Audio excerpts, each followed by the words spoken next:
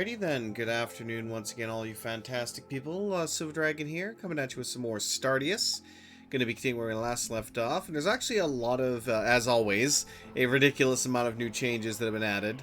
I'm not even going to go over 90% of this, because dear lord, there's a lot that has been added in. We also now have a interactive roadmap, as well as voting for new features, which should be nice to see how that goes, but let's go ahead and just dive right back in here and see if it's going to completely kill the game, considering that, again, there's 112 new changes. Explore the operations manual. Not enough transistors. The quartz furnace is idle, which is fine. Let's see. How's temperature doing in here? Not terrible for now. We'll see if that gets any worse here. But let's take a quick look at our map. So we are on the way to Toshio Hino Lambaton, and then finally Bob, and then we have one last stop to make at, I'm just going to say Beta. I'm not even going to bother with the rest of that. And at that point, we've basically drained this solar system of all of its resources, and we can move on to the next one. Yes, we must feast on the universe's resources. Excellent. Alright. So alright, let's go ahead and just straight up speed things up there, as always. So we do have one lovely robot here currently doing machine learning. Since I need to get this construction drone skill up to, I believe actually construction 7. So once he levels that up once, we're basically good. Yep, construction 7, and then, because we need someone who can fly that can actually get this done. Right, are we not producing any... Yeah, no, we are making transistors, so we don't have enough, obviously, but we are making them. We are making some carbon as well, yeah, because we are getting a little bit low on carbon. We're doing pretty good for a lot of other resources, except for uranium, but that's kind of somewhat rare as is just to begin with, so we don't have to worry too much about that. But anyway, the loom is also slowly working a bit there. We have 4 refineries currently making some fuel. Although I could definitely use more. That's the one thing I'm noticing there, because we are always going to be low on oil. So hopefully when we move over to the next... Oh, there's an upgrades dealer arriving. Nice.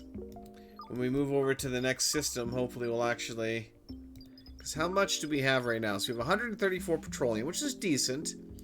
But we don't have that much oil. Like at all. I think we're actually out of it even. No, we have, yeah, no, we have literally 0 crude oil right now, so yeah. Produced by processing rock in a grinder. Really? I didn't think that was, oh, okay. That makes sense-ish. Kind of, not really, but whatever. So we do have, oh, we have arrived. Fantastic. Where is my grinder, actually? That's the disassembler, the recycler... Oh, I actually haven't hooked this thing up here. Or is it... Oh, that's the light underneath it. Okay, no, never mind. We're fine there. Where the hell is my grinder? I know I have one. Oh, here it is. Processing logs.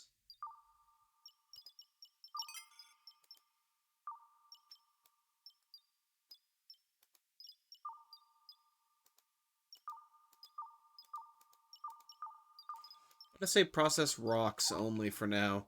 I don't really want to waste the logs, but whatever. Let's go ahead and launch an expedition into the planet. Oh wait, have we not stopped yet?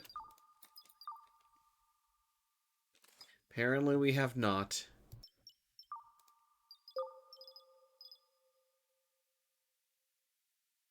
Go ahead and launch the expedition. I'm pretty sure I already know what we have here for resources. Yeah, water, copper, quartz, and iron. Go ahead. Hey, thank you for the follow there, good sir. Oh, actually, no, thank you for the raid. Dear God, welcome, Dev Spagus, you fantastic fellow. How's it going? God damn. Make my day. Oh, thank you, man. I appreciate it. Welcome to the Shenanigans. How are you doing today? And away they go. I love watching them go down to the planet, and I actually can't wait for them to have more interactions with planets. I believe that was one of the many things that were on the interactive roadmap, which I'm looking forward to seeing. Release the combat robots, Roombas, yes. Dragon hide for the taking today. Go ahead. Make my day. Oh, thank you for the follow there, Binary Tushken.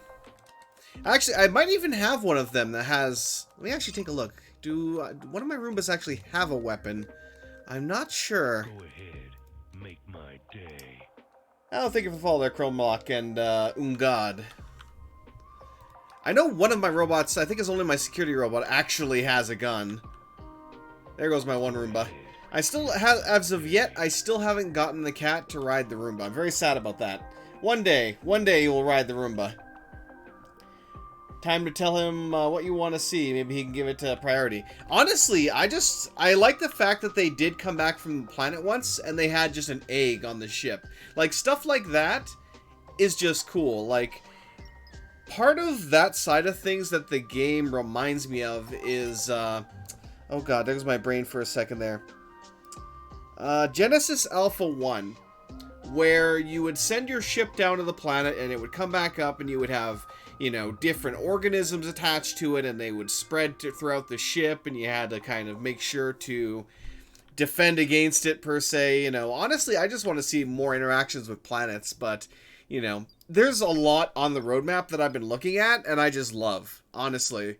Like, pulling the different ship parts together, it was just the most fun thing, I have to say. Or like the most fun and unique part of this, I should say. I kind of would like to see more uses for the winch as well. Did you not know you streamed? I have watched a bunch of your stuff. Oh, thanks, mate. Yeah, I love Kenshi. Actually, I've been thinking about playing more Kenshi again, but I haven't gotten around to it. And Dark Cataclysm? Yeah, Cataclysm's good stuff. What game is this? Death Star Building Simulator? Almost. I mean, but no, it is a lovely, what is it? Word. My brain is failing me. Well, in this case, ship rebuilding, although there's many other scenarios one can play, but I obviously played the default where the ship was torn into many pieces. Although I was lucky with this one that it was only torn into 2 pieces, so it was relatively easy to get the ship back together. And, yeah, our job is to get the ship to a planet and terraform. And thus all of our lovely new colonists in stasis here can expand the human race. But yes. Actually, ironically enough, that was also kind of the plot for Genesis Alpha 1 as well, where you were literally trying to find a planet to colonize. And, yeah, let me actually see here, though. What do you have? Copper plates, gears. You don't really have anything I want. I thought you were an upgrade merchant. Weird. No, whatever. No, there's nothing that you really have that I want. Do I have anything that I want to sell, though?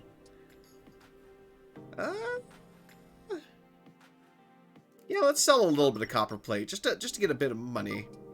That'll be fine, because we got a lot of copper to process still, so I'm just going to sell a little bit of that for some extra cash, and that should be good. He can run away now. Action required.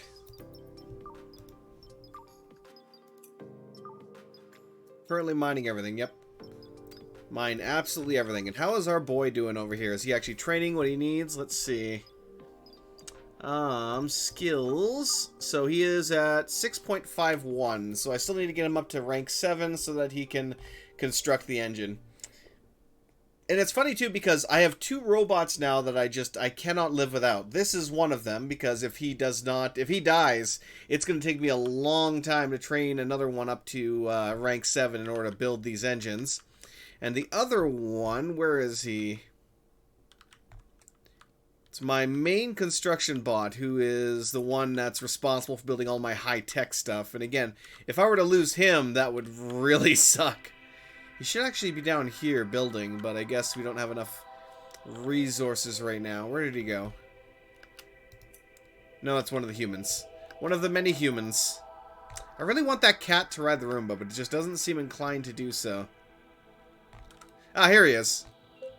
Here he is. Excelsior! I think... No, it's not Excelsior, it's Giant is the one. Where the heck did Giant go? I didn't send him down to the planet, did I? I don't think I did. wonder where my cat is, too. Oh, I didn't know you had a gun, Erst. Blood for the blood god, I guess. Oh, boy. He's just running around with that. Okay, that's... And his... Oh, Erst McCooler, too. Of course, of course. Where is Giant actually at? We also got a big hunk of iron that's just kind of sitting there right now. Do we... I like that this icon is here now to show us what fuel type we're using. That's nice. That hasn't been something I've seen in a bit. Oh, there he is. He's just kind of sitting in here, apparently. Okay. So he's the only one I have that's like up to 8 for construction and 5 maxed out for science. Alright, he's still arriving in 7 hours. That's good. We're not really researching much of anything else right now because we just can't afford to as much. What's next? Quantum mechanics is in our next section of research, so we can actually get the particle collector just for the heck of it. And then finally security, just so I could get a bit more defenses in case I ever actually need it, which I really haven't so far. Oh, this one's somewhat new. Much bigger, more sophisticated equipment, and then we got the processor efficiency, so I really should just get a couple more discs so we can start working on this guy right here. Alright. I actually had intended to stream this yesterday as well, but unfortunately I ended up getting called in, so I was like, well, hell. Alright, let's get at least a couple of you around here. That should be good. How are we on transistors now? Because I know we were constructing a couple. 17. Not bad. Not bad. Not enough plastic. There's never enough plastic. We don't have enough rubber either, honestly. My name was based off of a old image I used to use back during Counter-Strike, essentially. And I just kind of rolled with it from that and never really changed it.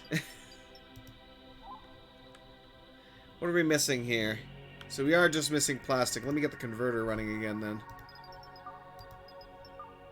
Convert me some plastic. Indeed. Yeah, I've used it since back then. I actually have a...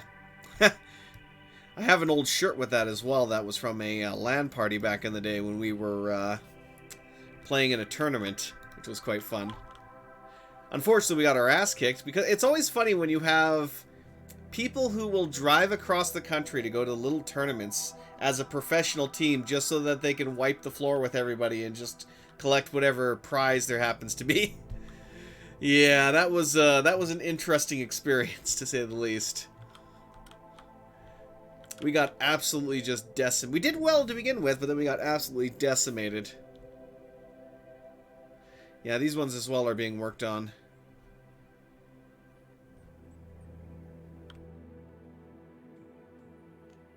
There we go. Let's connect those up. That should give us enough to hopefully start the research.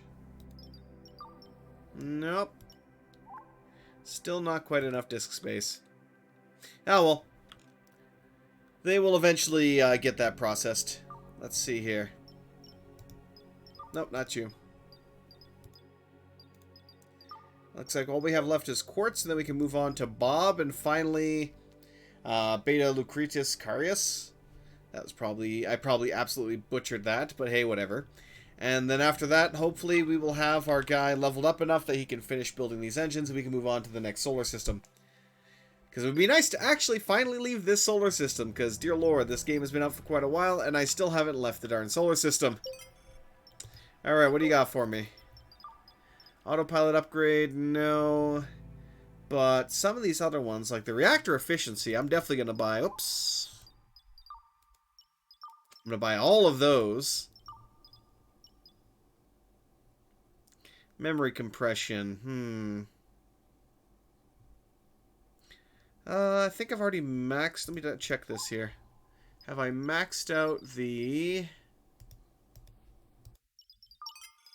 Yes. Yes,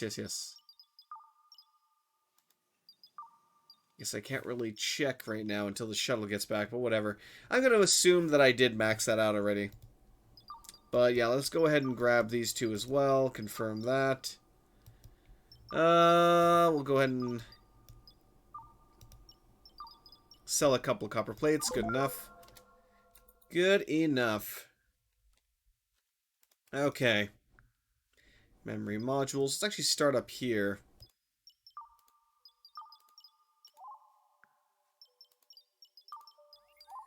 Just upgrade a couple of them, because why not?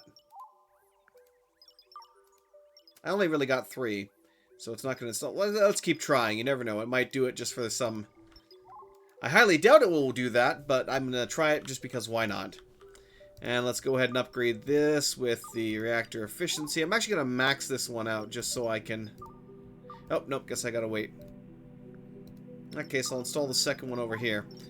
That way these two are much more efficient, is the hope and dream. Alright, excellent. That should be going fine. Let's go ahead and speed up until the shuttle actually gets back, and then we can leave. Ah, I figured it would do that. Alright, you always gotta test a few things just to see what might happen. Landing, and that should be it. Yep, we can leave now. To Bob!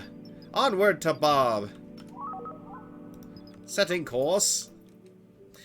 The one thing that I laugh a little bit about in a way is the fact that the ignition point for the reinforced floor out here is 796 C, and yet when the engines actually fully turn on, they get up to 1000 C, and yet nothing actually ignites. This is a good thing. But it's also kind of like, wait a minute, shouldn't half my ship be gone right now? But yeah. Especially at some points here, I actually was getting 1000 C for a while there. Operate went up to level 6. Oh wow, we're already at Bob? Damn, that was a quick trip. That was a very quick trip. Okay, well, send down the expedition, I guess. Oh, let me check the upgrades. Ooh, so I did miss... Oh, I might already had one. Oh, good. I actually did have one. So hopefully he'll quickly upgrade the shuttle with maximum capacity. Maximum capacity! Uh-oh. Uh-oh. This is the first event I've actually had in a long time. We got a meteor shower inbound. Oh, boy.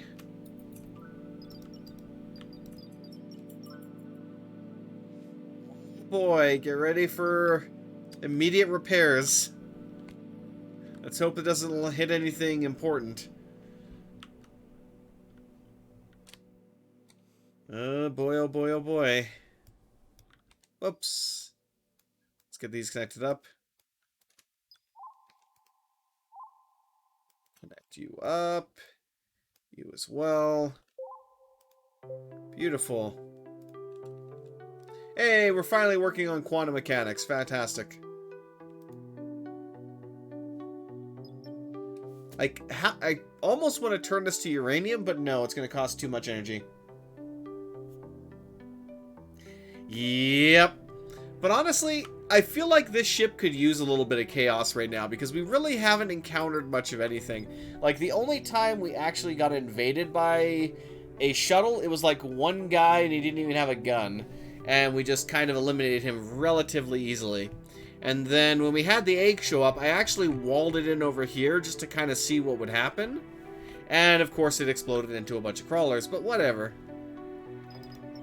Where's my meteor shower? Come on, bring on my meteor shower.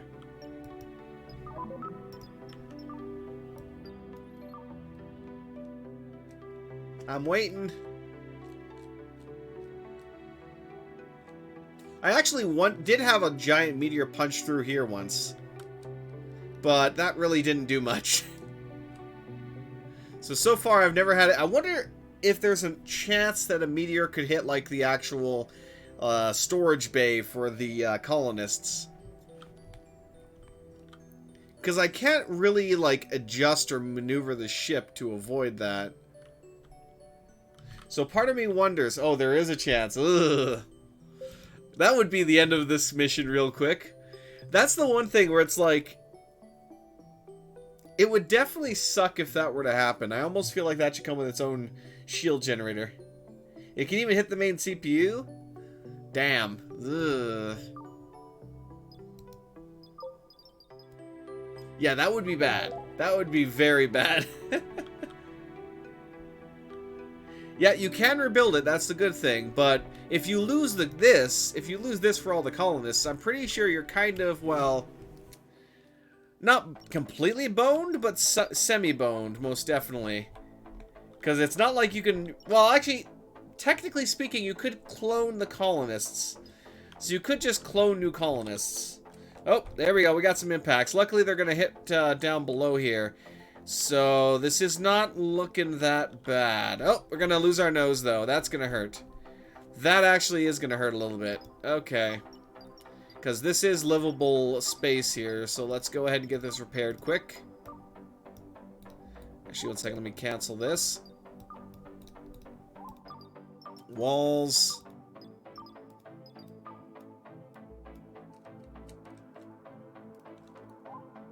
Yeah, that was...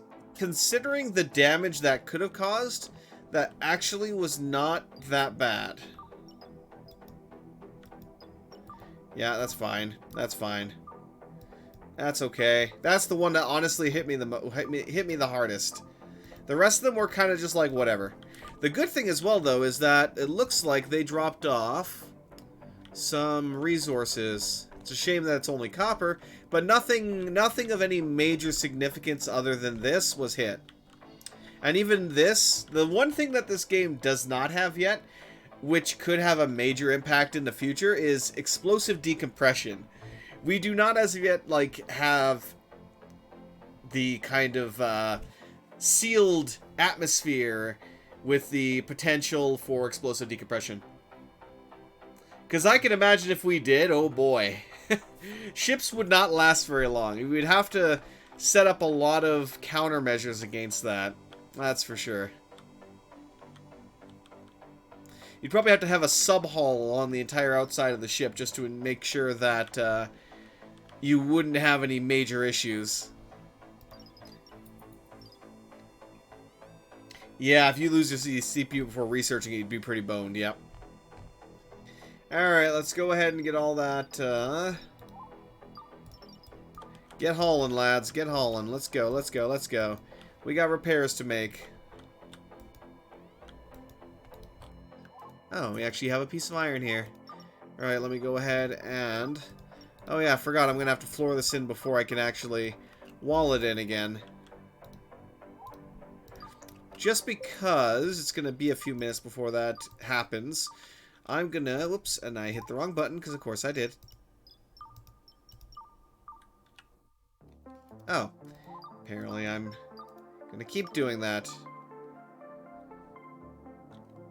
There we go. Let's get a door in place there so we can actually, yeah, keep all the oxygen from just escaping here. It's only lightly implemented.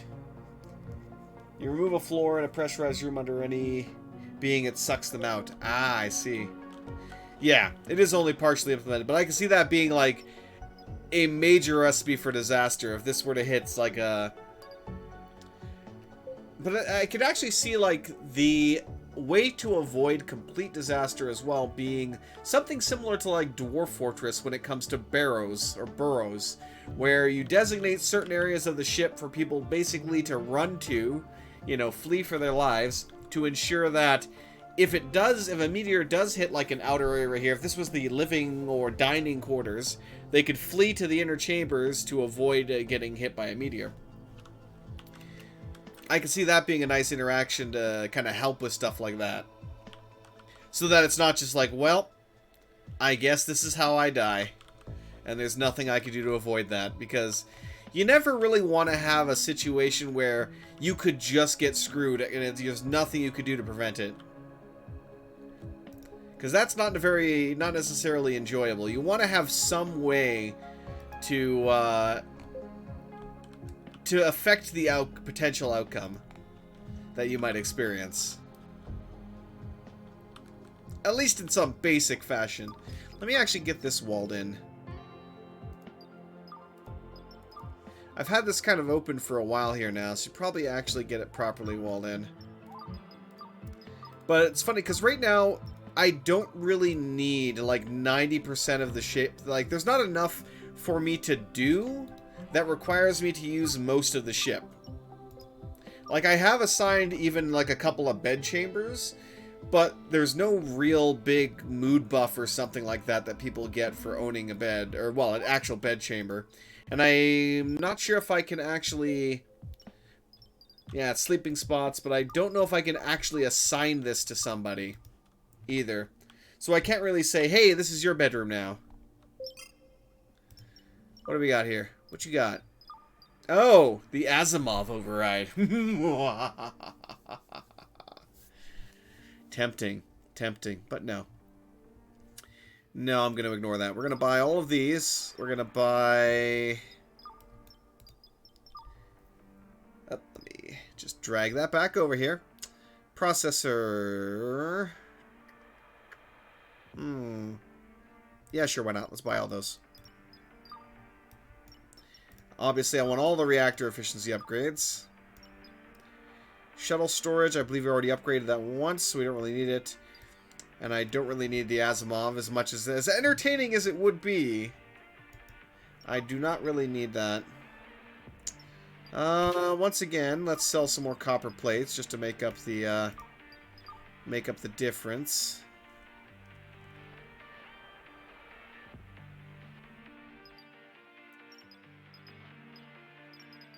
Actually, I might need to offer more than that, apparently.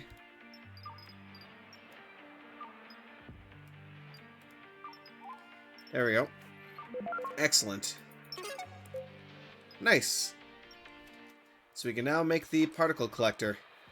So I can actually get a couple of those going. Although they use a lot of energy, so I don't really... The one question I had is...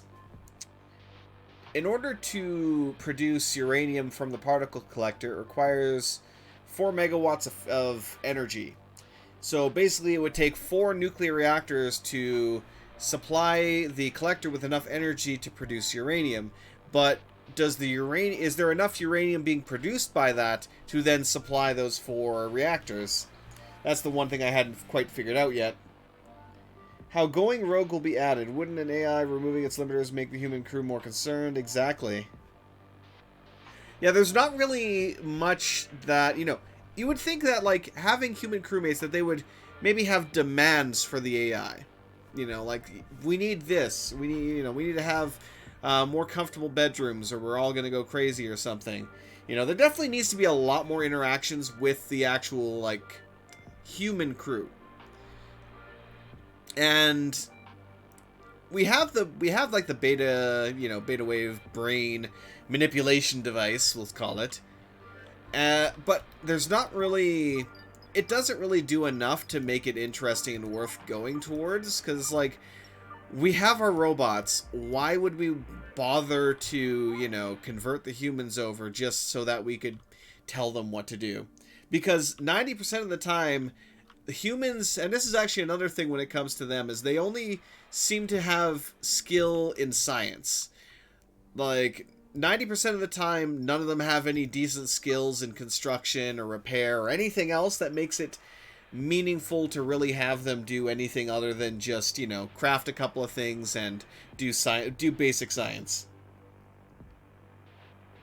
Yeah, combat and relationships. So I'm very, very excited for that. And again, it drives me, well, not drives me nuts, but it boggles my mind when you see games like this being developed by one person, for the most part. Because I'm pretty sure this is a solo dev as well. Reminds me very much so of Stardew Valley in that sense of things. And I absolutely love that. It makes you wonder, doesn't it? It makes you wonder when you have these solo devs who are taking on these passion projects and just, you know, turning out these amazing games, and AAA developers are having these, you know, massive studios with hundreds of people working at them, and they just keep outputting dog shit. It kind of makes you laugh, doesn't it? And cry a little on the inside, too. It's just like, really, guys, come on. Come on, you gotta get your shit together. 343, come on. You gotta get your shit together now. Come on now. This is embarrassing. Oh my god. Alright, did he finally... Let me check on my robo dude here. How you doing? Where's your skill at? So, you're very, very close. Fantastic. So, we don't even have to get to the next planet. So, before we finish mining out the system, we're going to be able to get our brand new engines up online, or up and running. Fantastic. But, I mean, the interesting thing as well is... Oh my god, yes, finally! Woohoo! Yeah! Joyride! Woo! Got the cat to ride the cleaning bot. Now I'm immediately going to just pause that and figure out where the cat is. He finally did it. He finally rode the cleaning bot. Where is he? There it is. Wait, the cat is... The cat is cleaning the floors? No, it just... oh, yeah, because I hovered over the cat and it just pulled up J. That's why I was like, wait a minute. I'm pretty sure the cat's not going to do that. It's funny, too, because you can actually order petting, and the bots will go and do that, but I've never actually seen the humans really interact with that much. Like, you would expect the cats to be, like, hanging out on just random beds and stuff like that. Just, you know. But yeah, I have to say, though, in general, this is probably... We are probably now in the most, like, exciting time for game development in general with how things are looking with Unreal Engine. Because, dear God, the amount of stuff that I see on just Twitter and other, you know, other areas where they're showing off all these new tools and different things that they can use to create different effects and stuff is just mind-boggling to a point. Like, it's some really, really cool stuff that people are, like, tools people are putting together for development. So, I absolutely can't wait to see what people do with all this stuff. Alright. I'm not too overly concerned about patching much else right now. We've already patched kind of the major holes and issues, so... Yeah. Alright. Huh. Do I not have a heater in here anymore? Oh, I think it's because this thing itself produced heat. That's why it wasn't necessary to have a heater in here. But I am beginning to think it might be a good idea if I do have a heater in here. Let's go ahead and get some electricity. Connector. There we go. And we're also going to want... yeah, we'll put a regular heater in. There we go. And that should hopefully warm this up enough. One thing as well that I wasn't sure of, I'm pretty sure I don't need to have like a little closet room for the toilets and the showers, but I just built one anyway because, you know, I feel like that's another thing that the dev could potentially take from a game like, oh god, there goes my brain again. Come on, you can do it, brain. I believe in you. Oxygen not occluded. There we go. Where you have different room types that you can establish. By having certain things in a room, it then becomes either a bedroom or a barracks if you have multiple beds in it. And you get different bonuses by completing that and having, you know, certain rooms or even, you know, certain tiers of room. Whether it's just a basic bedroom, a excellent bedroom, and stuff like that. Like, I feel like having that kind of or an industrial room or something like that. I feel like that would be a good way to explore some mechanics as well. But yeah. But definitely there's a lot coming out now that we're seeing that just looks fantastic. So I can't wait to see what else we got coming our way eventually. What do we got here? So they're working on quartz, coal, and iron right now. Alright, let's go ahead and clear this off because we already... There we go. We already know that's going to be worked on here shortly. Okay, let's connect that up. Eventually, I'd like to connect that up. I'll connect this one up just so we can shut that. So we don't have to worry about anything else leaking into here anymore. Not enough plastic as always. We're working on it. We're working on it here. But yeah. Alright. Either way, from what I've seen of the actual, like, ooh, this is actually quite damaged. Let's fix that.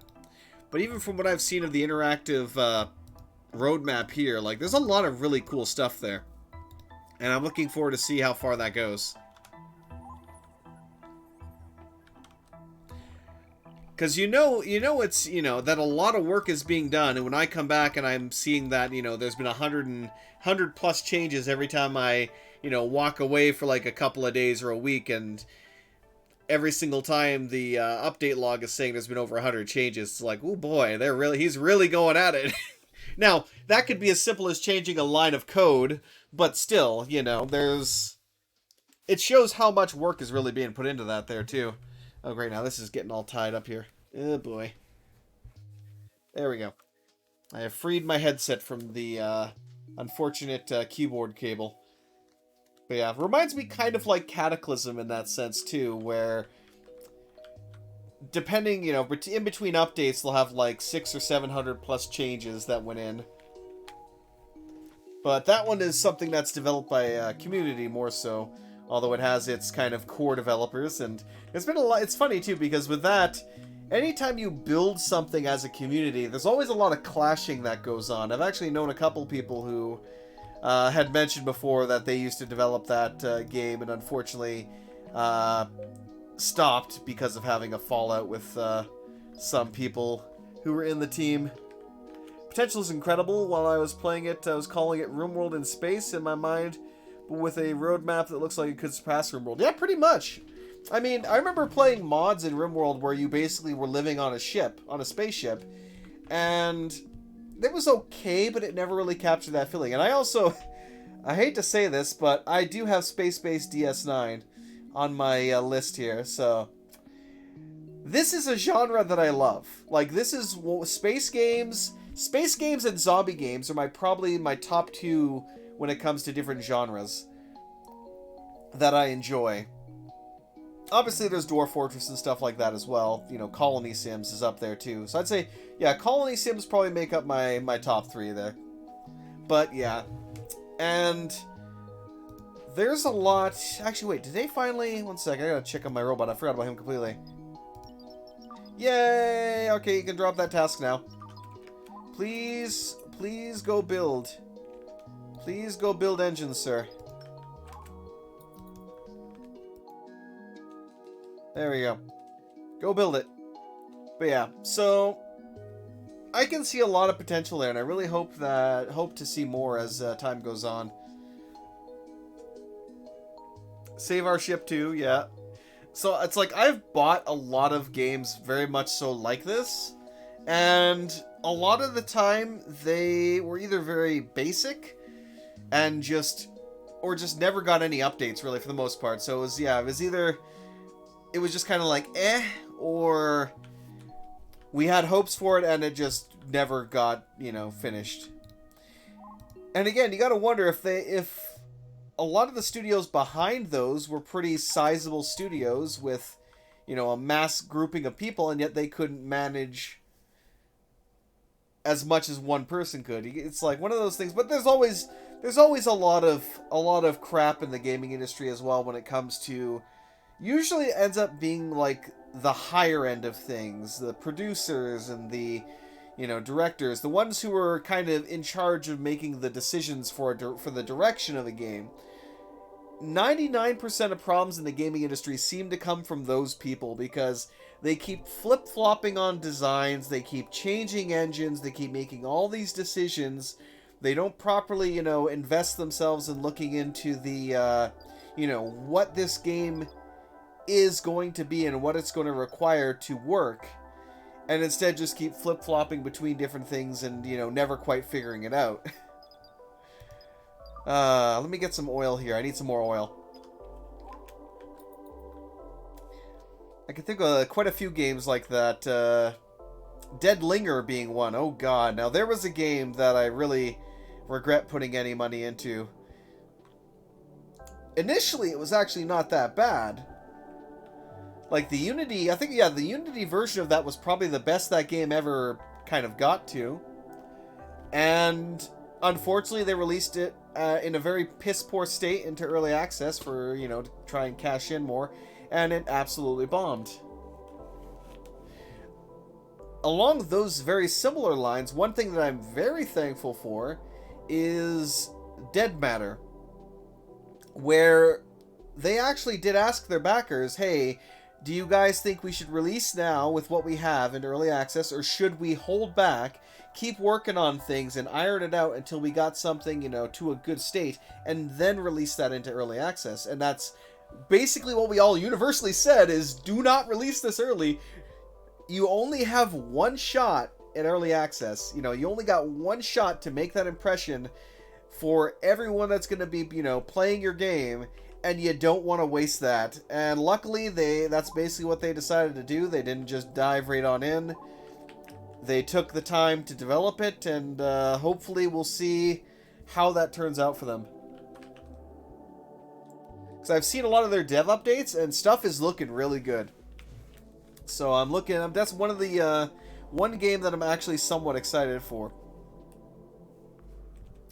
But yeah, just take a look at the roadmap for this. I've seen quite a bit that I am enjoying seeing, so we'll have to see how far that goes. Is my ship back yet? How are you doing now? Let me actually take a look at the planet here.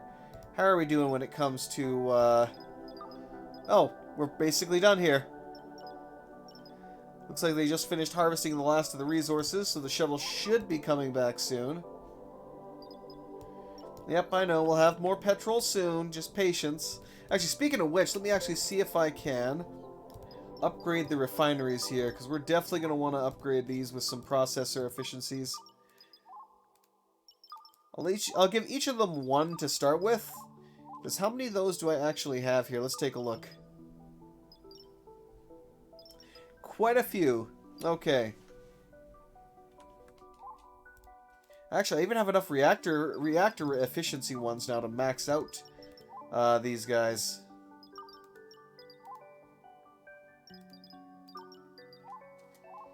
Nice. Let's totally do that.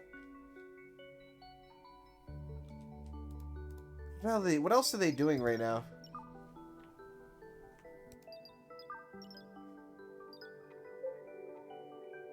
They're still exploring, apparently. Well, whatever, they'll get back here eventually. Let me speed up to max for now to give this guy the time he needs to construct this.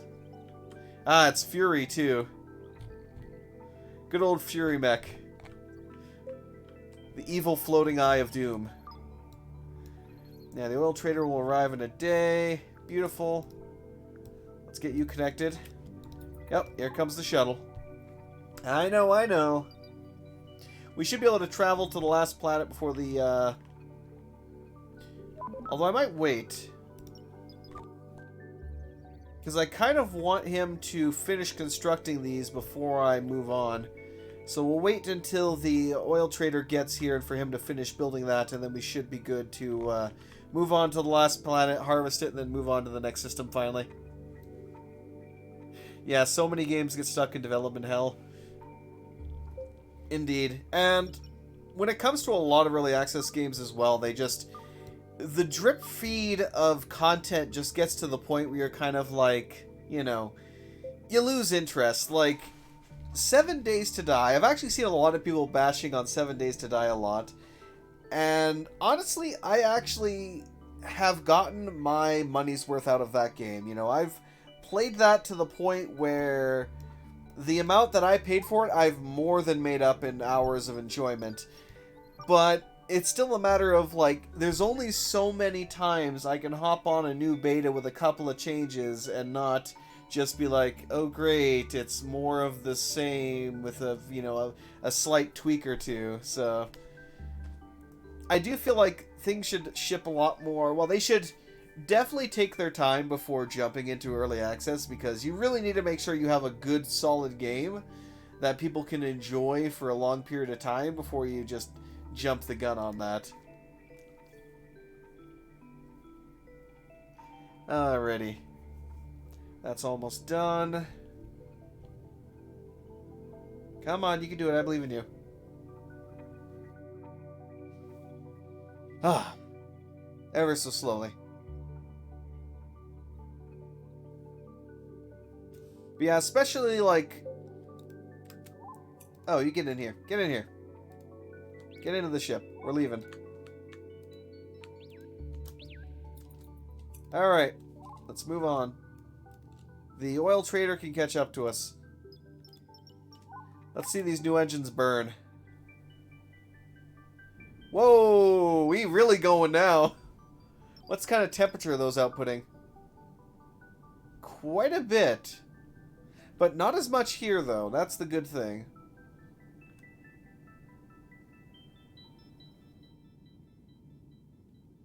Yeah, I definitely would not want to open these walls, because... Oh, he's here.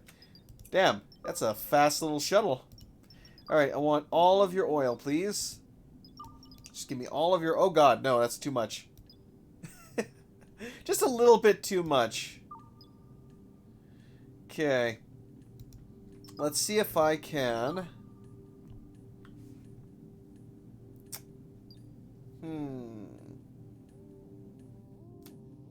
I really don't want to have to trade my uranium, but I might have to.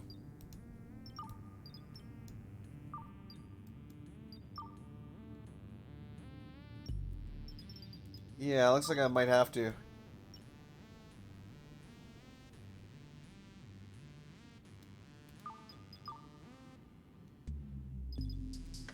What else can I get rid of?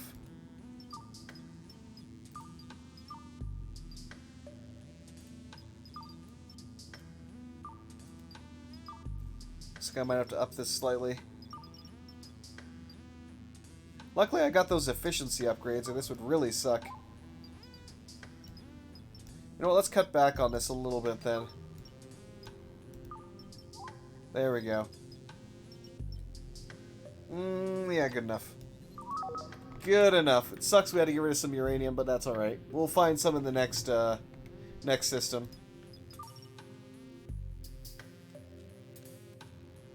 Excellent, excellent. Yeah, it'll be interesting to see as well which direction a lot of the a lot of newer games go in, as we've definitely seen a major trend towards certain unsavory practices that we are not that much of a fan of, I'll say. Like the bit of a cluster that oh, what's the word? That Overwatch 2 has become. You know it's bad when you release a sequel and people are like, man, I really wish we had loot boxes back. You know you really done messed up when that's what people think. But hey, gotta chase that almighty dollar.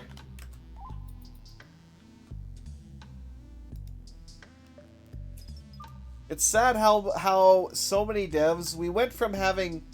Game development used to be like, I want to make something that's cool. I want to make something that, you know, I would want to play, that, you know, people will enjoy. And instead, we've just been like, we want to make more money, we want to make more money now. It's become less about, I want to produce a good game that people are going to enjoy, and more so, how can I squeeze as much money out of people as possible?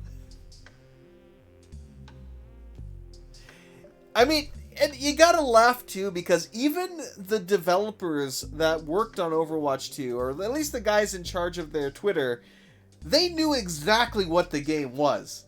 They didn't even try to hide it. They knew exactly what they had made there when they renamed their Twitter page Overwatch, but with a 2 this time. It's like, you know, they knew exactly what they were doing there. The entirety of that whole thing was just an excuse for them to, you know, rebrand their monetization system. That was the only reason why that game exists, is because they, you know, loot boxes were becoming more and more ruled as gambling, which it is, and different countries were basically banning the use of it. So in order to keep, you know, their revenue flow from those countries going, they had to change the system. They had to do it. Which is understandable.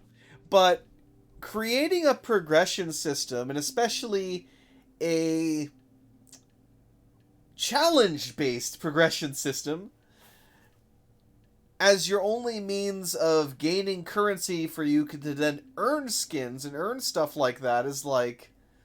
No. Of course people were going to get pissed about that.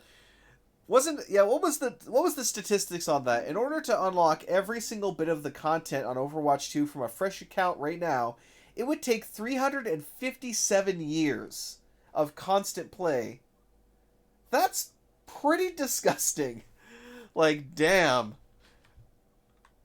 The fact that your progression system is that crap, like honestly, if you just implement like cosmetics are cosmetics.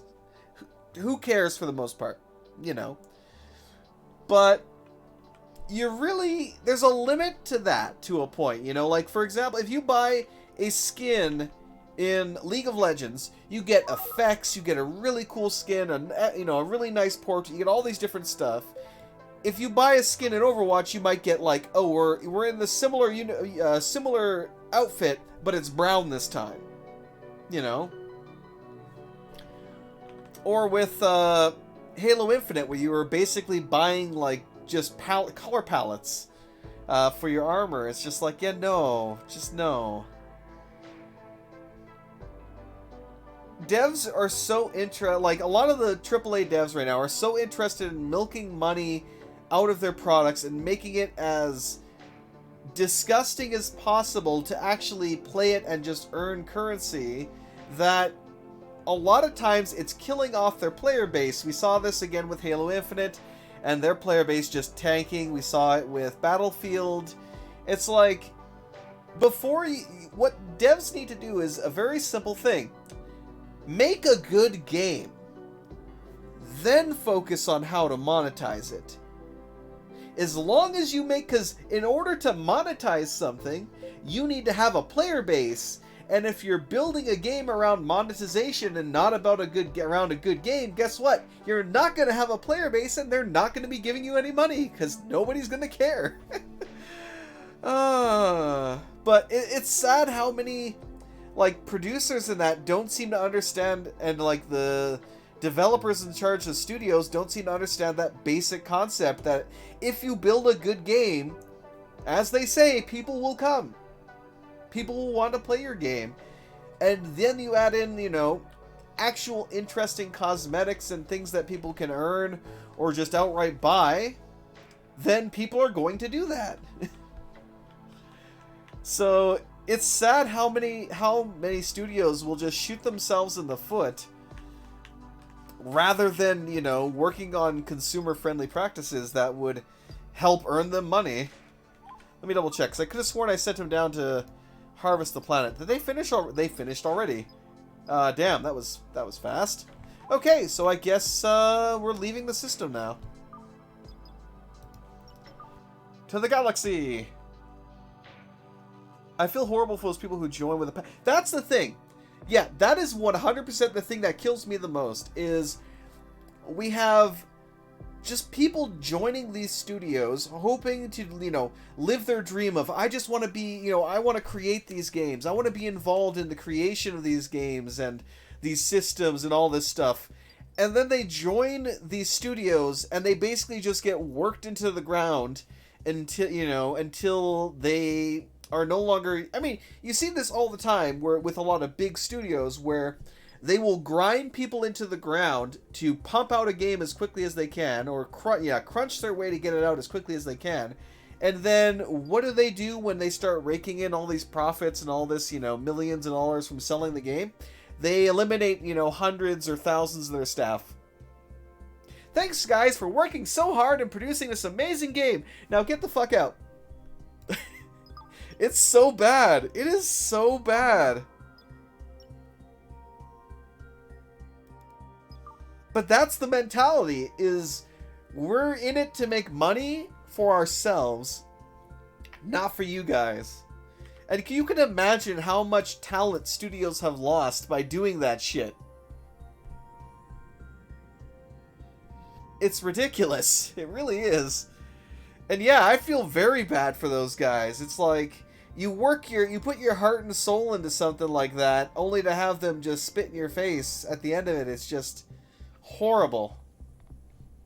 Actually, what I'm going to do here, let's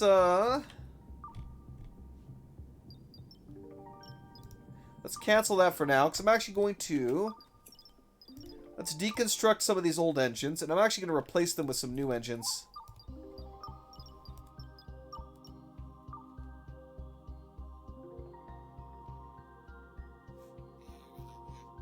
Either way, this should hopefully connect up, but let's let them get all that disassembled. But yeah, it's really sad to see that. That's why, in some cases, like with Paradox Arc and everything that they're doing with that there's at least some good measure of that. Oh, geez. Defragmentation is recommended. Okay. Well, I guess we're going to defragment the neural network. But yeah, I mean, we've seen a lot of that recently with, like, you know, Activision Blizzard, for one.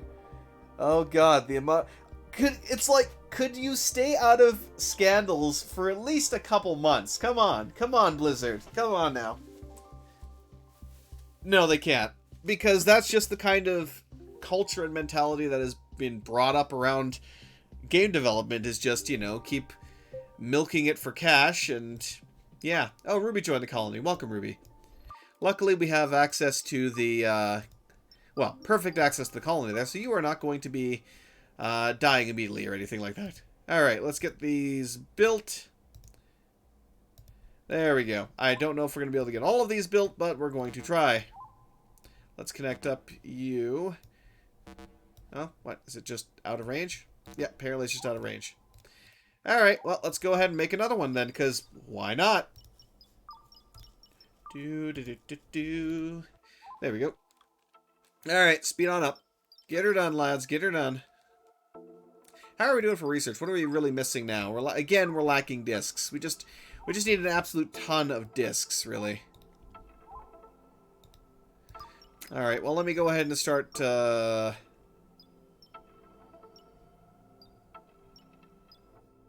Actually, I built the 8s when I meant to build the 24s, so whoops. But yeah, we'll get a bunch more of these built. Yes, I know, we never have enough plastic. How are these doing now with their efficiency upgrades? Pretty good. Let's go ahead and install some more efficiency upgrades. Because I would really like to make this a very efficient process. Because, again, oil is expensive. As is ever the case, it seems. And I would like to make the refineries as efficient as possible. Oh, we don't have enough? Okay, fine. So I guess this just shows how many we have total, not how many we have free. Go ahead and connect that up. But yeah, it really sucks too, because we all love games, we all love gaming, and a lot of the devs behind the stuff, but it really sucks to see all of the major studios just getting involved in such bullcrap all the time. Ah, I swear. But yeah, that's why I'm always a big fan of solo devs who just are like, you know what? I'm not going to wait for somebody else to make the game that I want to play. I'm just going to do it myself. Or even just small teams as well who get together and do that. Like the Dead Matter team again. They are a smaller team working together on that. Although... was it that one or something else? Let me see. No, I'm thinking of... oh, God, what is it called? Survive the Nights is the one I'm thinking of. Where it is a game that's been in early access for quite a while now. Originally, a lot of the features and stuff that were kind of shown off or demoed for it were very nice. They looked really cool. And the game still has not pretty much, like, reached feature parity with what they had initially showed off in that kind of demo back then, which kind of sucks, but hey, it is what it is, I guess. But yeah, at least that game I can say has improved. It isn't quite the level we want it to be, but it has at least improved over time. Alright, because I feel like, especially in that genre, the one thing that all of those games lack is... oh, wait, did you not... finish your work. Oi. Finish your job. You were almost done. What are you doing, man? But yeah, the one thing that all of those, you know, multiplayer zombie survival games lack is zombies being an actual legitimate threat. Like, there's been dozens, if not more, of those games created, and 90% of the time, it's just like, players are the only real threat, and everything else is just a minor inconvenience at most. And I feel like that kills a lot of what the genre could be. Like, if we basically were playing, like, World War Z, the MMO, like, that would be some cool shit. That would be something I would actually love to play, where it's like, yes, players are a threat, but more often than not, you have to work with other people if you really want to get some actual, like, loot and, you know, a place to stay. If you choose not to work with other people, then, you know, good luck getting any kind of settlements up and running kind of deal. Like, I would absolutely love to see that style of things. But so far, I've been greatly disappointed. There just hasn't been anything to live up to that kind of dream. And unfortunately, I do not have anywhere near the skills to even begin attempting to do something like that myself. Because especially anytime you're going into that kind of a genre, it's like, yeah, no. That's something that requires a large group of, or at least a decent-sized group of people working together to put together. Oh, looks like I'm going to have to extend my power network a little bit. Oops, nope. Electricity. Sure, let's put another. I'll put it right here. Not enough carbon. Ugh. We are still producing carbon. It's just, and we have some in storage. They just have to actually go collect it. Alright, we got 2 more engines to go, and then I'm going to light this sucker up. That should give us a little bit more speed. Just a little bit. But yeah, I think when it comes to especially the zombie genre in general, there haven't really been that many games that I've really found to be excellent. Like, reach that kind of peak, in a sense. I think the only one I can think of in recent times was Days Gone. I actually really, really liked that game. Dying Light 2, from what I've seen, has been very eh. I haven't even gotten the chance to play that one yet. I'm not sure if I will. Just because a lot of the things that they changed in that didn't really appeal to me as much. I probably will eventually get to it. But, yeah, at the moment I'm just kind of like, man, I don't want that. But, yeah. Alright. At least for space-based games, I have this to really bite my teeth into. And, honestly, I really do need to, at some point soon, get back to playing a little bit more of the X series again. Because I did leave that off at a pretty good point. And I actually did try going back to it not that long ago. But I couldn't quite get the feel for it, per se. Because I was trying to actually edit something for once, which is be a miracle for me to actually do. And it just wasn't coming out the way I wanted it to, so... yeah. Yeah, my editing skills are basically non-existent. Alright, get back in here. Get in here. Hey, we got security. Finally. So now I can make C-42 and emergency sirens, fluid cannons, all that lovely stuff. Alright. Energy weapons and directional turret is tempting. Auto connect upgrade I don't really care for as much. These two are going to take a bit too much resource-wise to get right now. I don't really need any more spacesuits. Or the drones. Shuttle upgrades, don't need it. Autopilot, don't really need it. I haven't bothered with any of the stock cred mining or star cred mining. I almost should. Just so I can get the achievement for that. But what do I really need?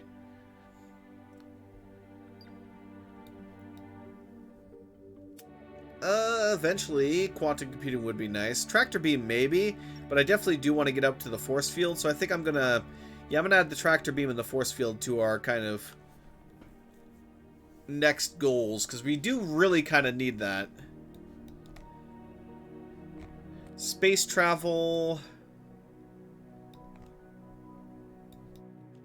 We also got the faster the FTL propulsion, which I really do need to get eventually here too.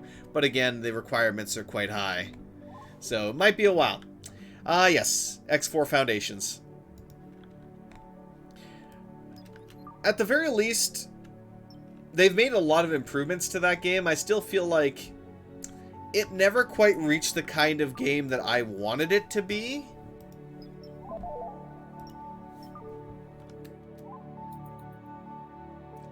But at the same time,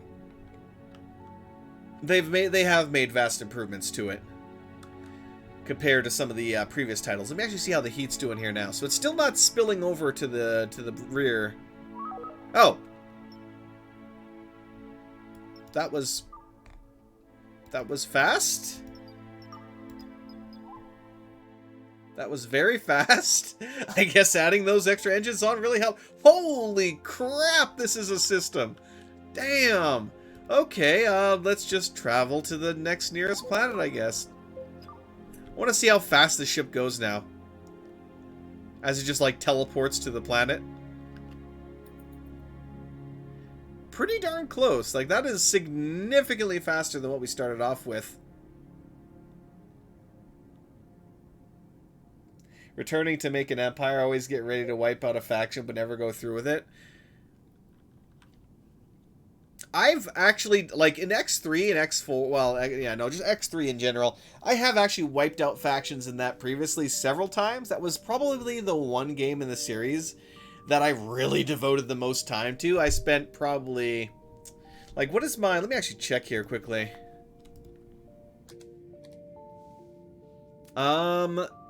So on Steam, let's take a look here. So between Albion Prelude and Terran Conflict, I only have about 250 hours, which isn't that bad. But before X3 was even on Steam, I had put in at least about 1,000 hours, if not more. Like, I went really crazy with that game. And absolutely loved it. Alright. Expedition time. Let's go. Launch. Onward, my minions. Nice. Tractor beam is done. Let's go ahead and build one of them. Let's actually build that in the nose. I really want to build that in the nose of the ship.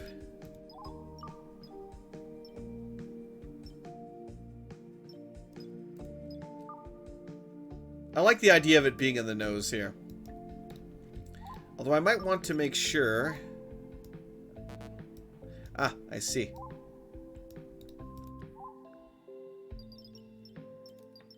Might want to make sure that we actually have enough oxygen to heat in there. Uh-oh.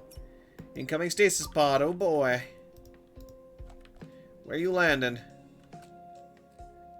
Alright, where's my security bot? Sentry drone.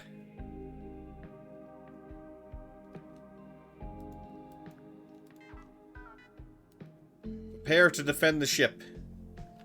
Inefficient research as always. Not enough spare electricity. Let's see about getting ourselves another reactor. Oops. I meant to put... Ah, whatever. Close enough, because I'm not going to be able to get another one up there anyway. But yeah.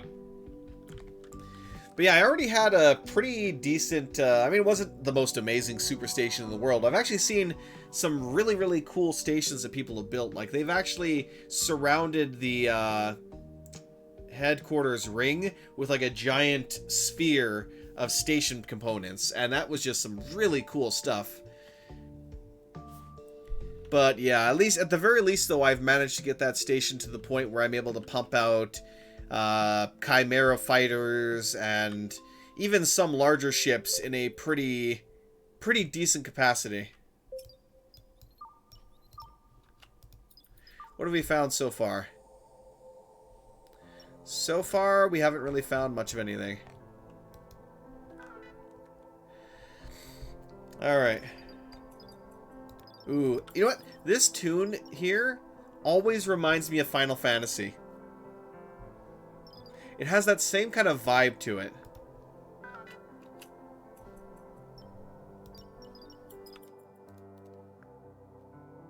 What's this? Oh boy. Pirate raid.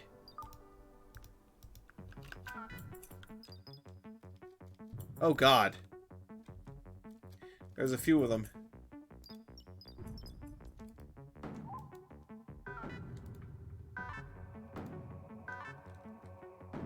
Get him, boys! Which one of you pesky humans has that gun?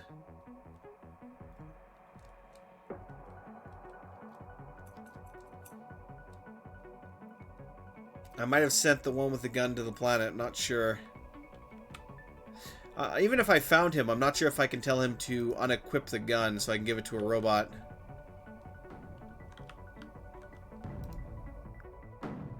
Well, at least we're blasting here a bit. That's good.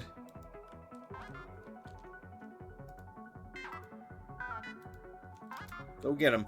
Oh wow, actually no, they're dealing with that. I don't even need to interfere there.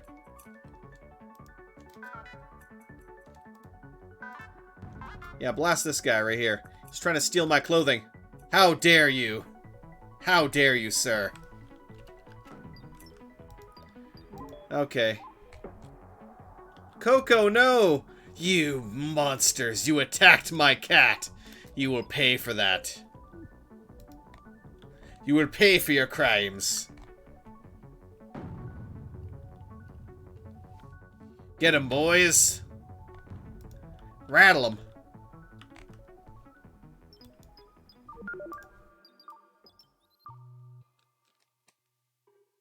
Well, they've basically been dealt with now. Nice. Alright, let's go ahead and disassemble this sucker. Order deconstruction. And we also get to deconstruct all these lovely bots. You can go back to doing what you were doing. Which wasn't much, apparently. I definitely need to buy a few more guns so I can equip some more of my bots with that, just in case we get raided again. Because it's been a while. We haven't actually really been invaded in a very long time, so it's nice to see that the events are ticking over a lot more now. And that we're actually seeing some of that happen on the, what's the word? On this, like, save file, per se, so I didn't have to start an entire new game to kind of get all of the changes in place. Some changes will probably require that, but right now it's not that bad. Alright, let's go ahead and speed that up there. Excellent. Sentry bot on duty. You should go get repaired.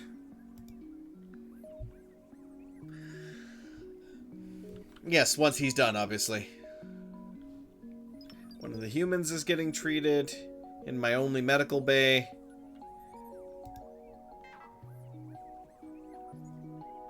Good. Keep up the good work. Keep up the good work, SentryBot.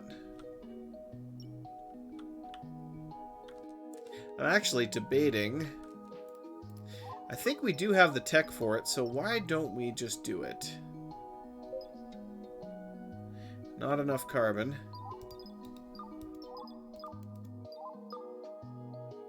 No, I do not actually have that tech yet. Let's make a couple more probes, though. So we can explore some of these planets quickly. At least some of the farther planets. Yes, yes, yes, I know. I'm working on it. I'm working on it.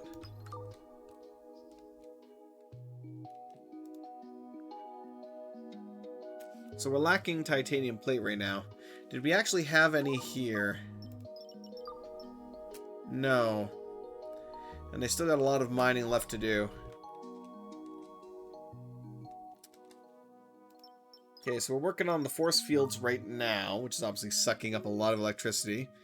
So the next thing that I'll probably queue up is actually going to be the shuttle. Because I'm thinking with the amount of people that we have, it might be a good idea to send more than one shuttle to the planet. Just so we can mass mine it out and then move on.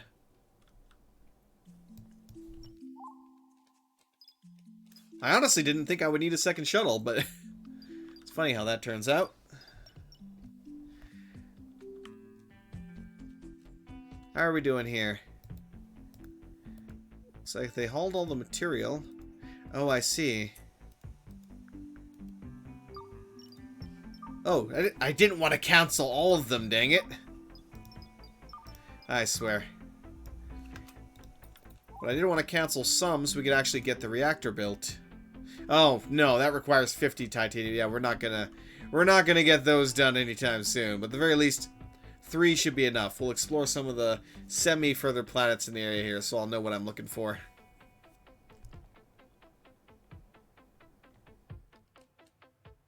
Now, where is Giant? That's Excelsior. Where the heck is Giant? Oh, I completely forgot that this was done.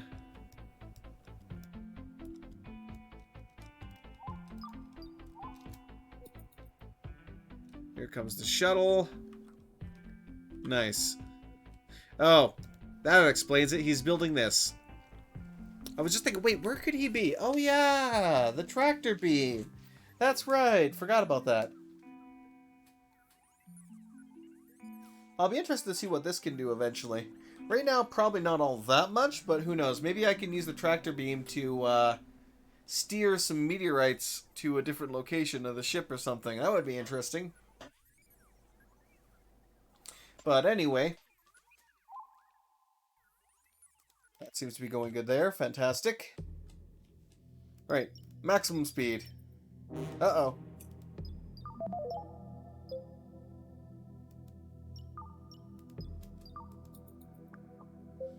That's the second time. Second time that happened. Recently, I should say. But yeah, either way. Now let's see, what time is it? Because I do unfortunately still have a few things I need to do here today. Still mining iron, good. What else do we have left here? The lithium I really want, and the coal as well. Honestly, I'll just take everything, but still. I want the whole world. But yes. Alright. So hopefully that won't take them too long to bring the rest of those resources up here. He won't be constructing that anytime soon. Ooh, he's working on these now. Good. Let's see. Where can I launch you guys? Obviously, some of the planets nearby. I think we'll go here, and then we'll kind of bounce up between these ones. So let me start sending some... Launch the probe there. Check.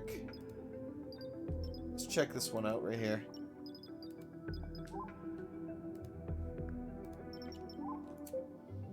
And let's see. Let's see if it's going to be worth going up here.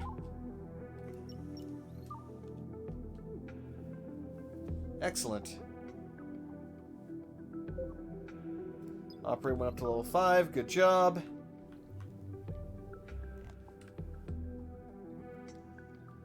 Most excellent. But yeah, because I know it's funny too, because when it comes to the, at least the last time I played the X series there, one of the things I was trying to do was I was trying to take over a system from the Koch, and I had an unfortunate incident happen where I was taking over the system, and they had essentially warped a fleet behind me and attacked the station, and unfortunately they destroyed it just as it was about to basically finish construction. Well, I had already taken over the sector, but because there was a Paranid station that was also in the area, they took over control of the sector. So I was in the at that point I was kind of like, damn it, and just kind of bounced out there for a bit. Oh, looks like we're done. Good. Let's move on to the next planet. Travel. But before that happened, before the Paranids finished theirs and took over, I had built 2 control centers on that station. So I never got around to figuring out if those control stations finished, if I would then take control of the sector back from the Paranid or not, or if I would have to wait for their station to then be destroyed. But I definitely do want to go back at some point and because I haven't even played the newest expansion. Like when the Split expansion came out, I was like I had dived into that right away, and I was actually one of the first people who I might have even been the first person who finished the actual campaign mission, which literally it was one mission. That's all the campaign was one single mission, was essentially to avenge your crew. Or, well, avenge your fleet being destroyed. That was the entirety of that mission.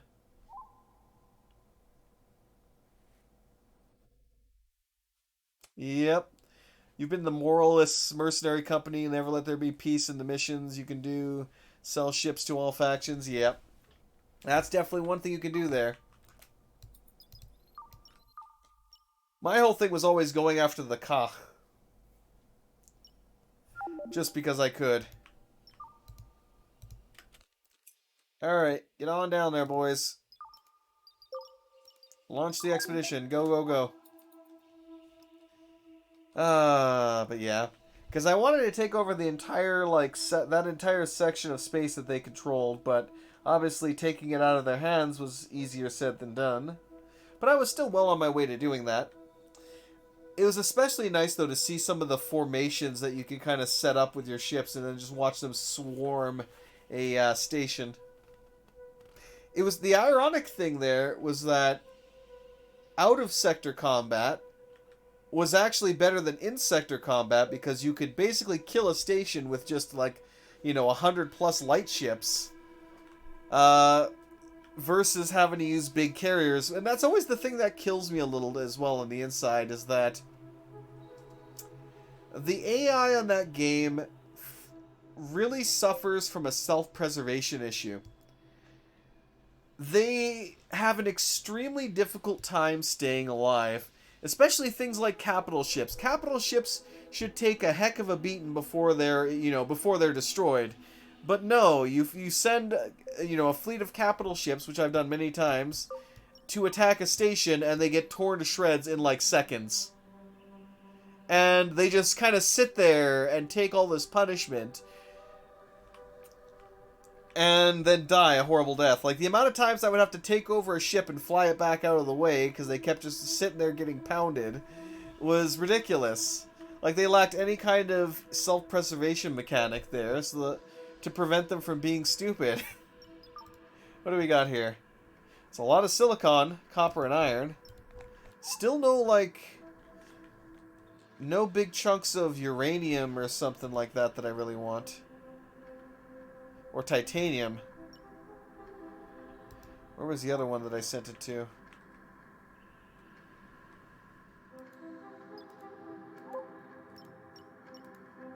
Oh, whatever.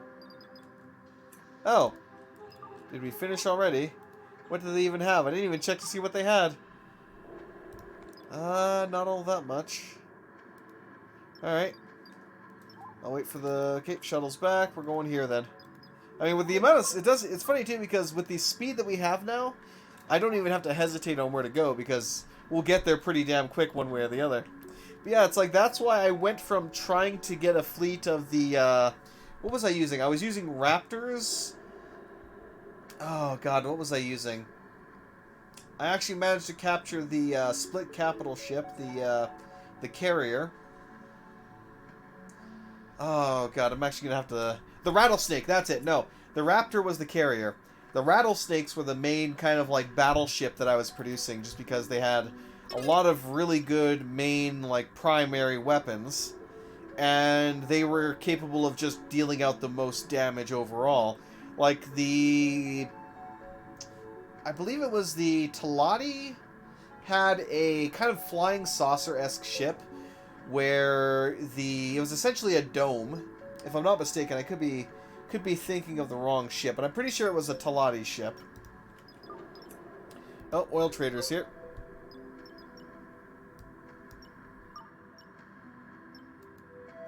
Sure, I'll buy some crude if I can. And I'll actually trade you petroleum. So actually, let me sell a lot of petroleum. And in return... Oh, I didn't actually say yes. So I'm going to sell a ton of petroleum. In return, I'm going to buy a absolute ton of crude oil. I'm going to buy all your crude oil even. And I'll still have some left over. As a matter of fact, let me lower this a little bit just to make sure that my ship's not going to run out of resources. Do you have anything else I want? Yeah, actually, let's get some plastic, because we're constantly complaining that we do not have enough plastic. So let me go ahead and get some plastic and some rubber. Boom. And I'm still making a profit. That's the bonus there of having 4 reactors that are almost maxed out for efficiency. And well, not reactors, refineries, and just going crazy with it. Nice. Acquired 100,000 star creds. Oh, we're getting all the achievements today.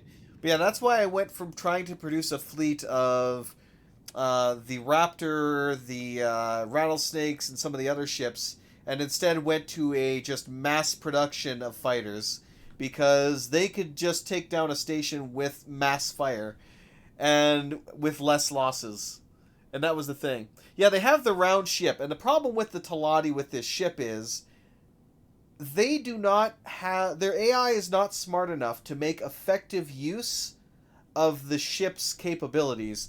Like, if they had, used that ship in a siege mode and had that entire front just facing the enemy with all their guns, they could decimate a lot of ships and stations, but they don't do that. They're always flying at an angle, so 90% of their, half their guns at least, if not like 3/4 of their guns, are never actively firing, unless there's just multiple ships around.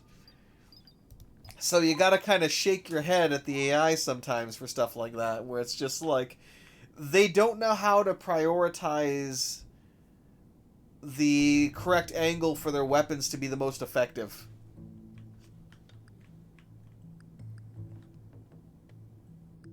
I'd love to see a broadside. Exactly, like 40k. In a lot of the battle... what the heck? Something Armada. My brain is failing me. Battlefleet Armada, I believe it is. Yeah, Battlefleet Gothic Armada. You tell your ships, hey, I want you to be firing at this range using broadside. And that ship will try to fire, broadside using that. So it would be nice to be able to give them little commands like that. Expedition, ho!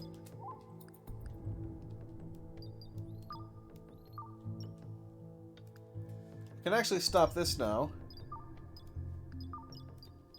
because we have more than enough resources now.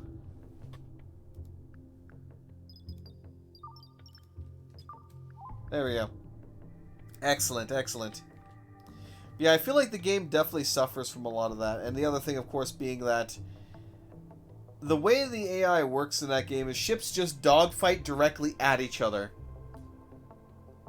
Which is not the smartest thing in the world. Like, you want to see, like, Ace Combat style dogfighting in a space game. Not, we're just going to line up and shoot at each other until one of us dies and then kind of veer off and, re-engage somebody else.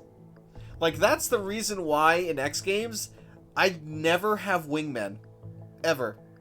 Because I just don't find them to be useful. I find that I can be more effective by myself in combat. Like, for the amount of money you invest in buying a wingman, they just don't make up that value because they die so quickly and easily. It's only when you're actually producing ships yourself that they become viable, because you can actually mass produce them and not really have to worry about it. Have you still not? Actually, we still don't have any titanium. Let me actually, let's see if I can get a material trader here, because, yeah, alloy trader. Because we do not have enough titanium, and I still haven't really found a planet that's producing it. Let's see what this planet has. Definitely not titanium. I sent you out already. Launch the expedition. Go, go, go, go, go. Oh, so we're already... Oh, so we have the shield generator then. Quantum barrier.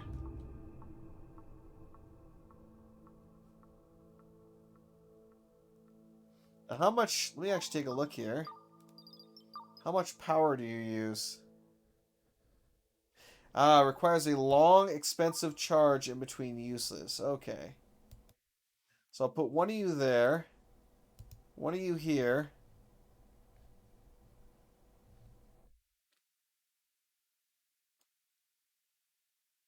That's going to block off the entire front here, though. Well, I'll work my way around it. One of them here.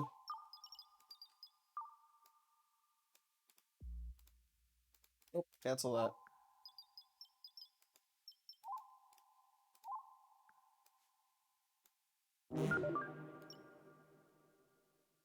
Uh-oh.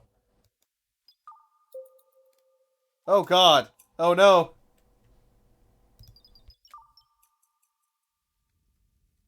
That's not good. Um...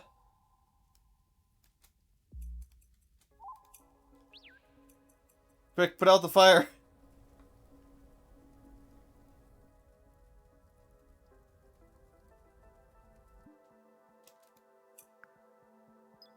Okay, we no longer need to vent this area. But holy crap. That was close. This actually reminds me of something here as well. When that short circuit that just happened reminds me of Oxygen Not Included, where you need to almost have different reactor system, or not, well, yeah, basically different reactor systems in place, because the lines could only hold so much voltage, and if you overtaxed that, so if you connected everything up to one system, you would overtax the line, and you would have your, you would have your system igniting short-circuiting and igniting every now and then. So you had to kind of have at least two separate sections to power your colony and have them hooked up separately. Remember my first playthrough, I invested in agile fighters because that's my playstyle.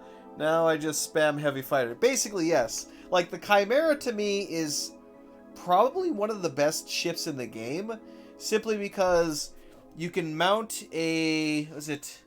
I think it's only one shield, but you can mount a tier 3 shield on it. It has 5 weapons, so you can just put on... what did I use? I'm trying to remember what my setup was for that.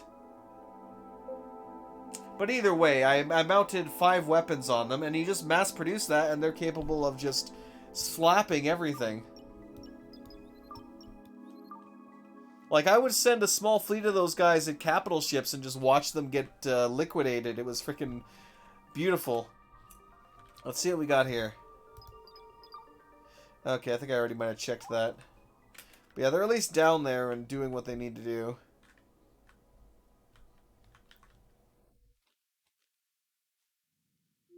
Oh God.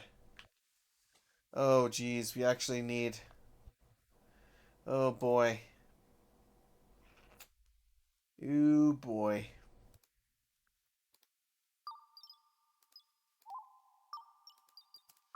Yeah, that's not gonna happen anytime soon. I just looked at the amount of resources required to make this and just died a little on the inside. Oh boy. 100 titanium plates, 20 battery cells per. Zzz. That being the case, I guess I better start,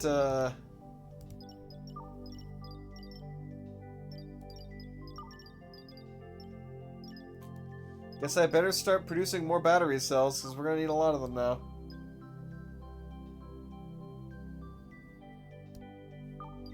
Alright, we're making 60 battery cells. Better get at it. Oh boy.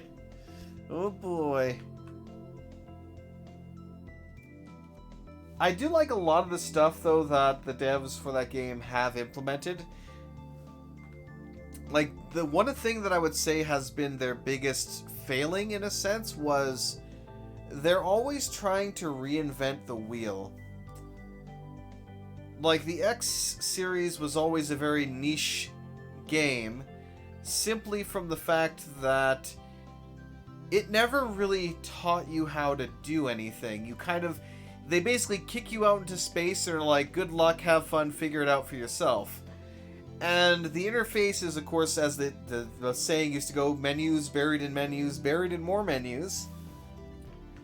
And in a lot of cases, they tried to westernize the series and oversimplify it with, like, X Rebirth, where they only gave you one ship to your name, and that was about it. And every time they've tried to just, let's just throw it out the window and reinvent the wheel, they've always come back with a something that just felt subpar to what they had previously.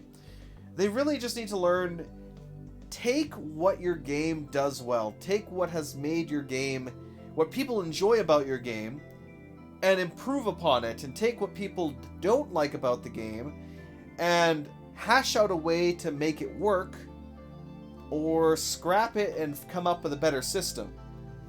You know?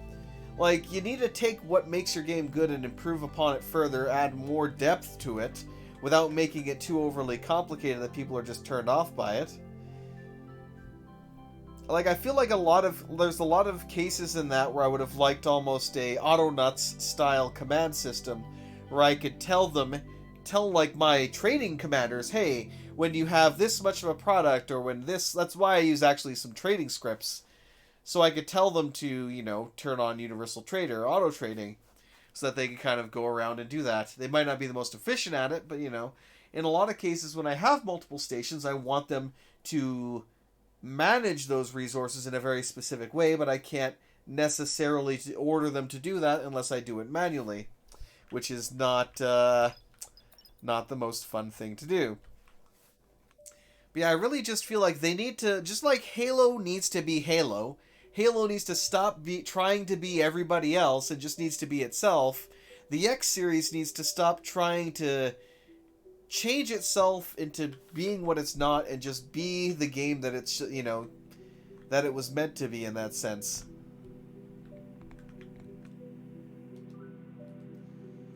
But anyway, we'll see how that goes. At the very least in that game, one thing that I still haven't gotten around to doing is I haven't even touched terraforming.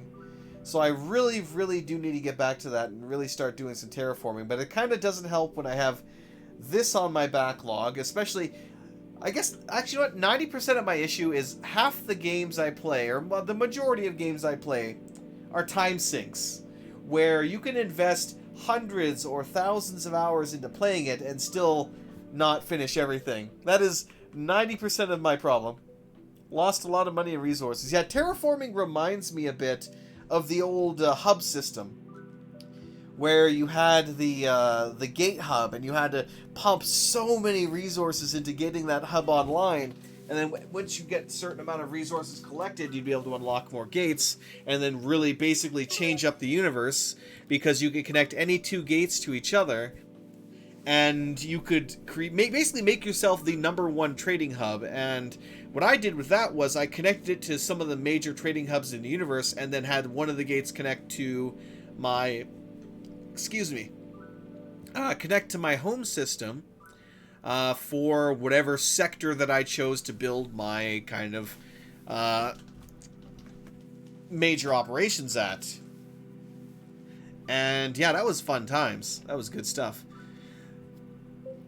Zat has joined your colony. Zat has woke up from stasis.